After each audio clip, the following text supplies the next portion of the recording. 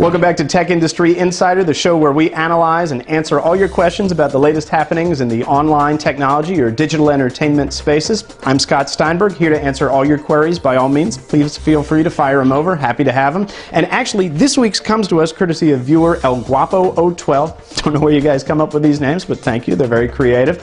And he asks, Google Plus foray into social games. Is it really going to give Facebook a run for its money? Well, that's a good question. Obviously, Google Plus now getting into the social games field. They've got a games page rolling out over the next few weeks and months. You're going to see 16 different games. So Angry Birds, the pissed off avians, come to yet another platform. They must be really, really angry, although I don't see why, considering the amount of money they're making. Also things like Bejeweled Blitz, Diamond Dash, you got Crime City, Zynga Poker. So not exactly titles that are super innovative or really going to move the dial. You can play a lot of them on other platforms. They're flash games. The nice part is for developers, they're simple to port over. And actually, Google is only taking a 5% cut of developers' pay for transactions that happen on Google+, whereas Facebook is taking 30%. So for developers, it's not really about making a fortune at this point. It's about diversifying their audience and grabbing land, being able to get some territory before a flood of competitors show up.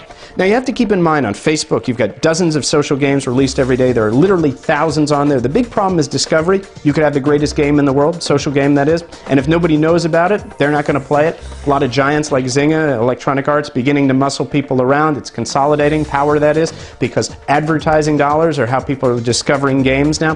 So at the end of the day, the developers that are trying to be on Google Plus are trying to get there before the flood of people do. 25 million users on Google Plus right now versus 750 million on Facebook.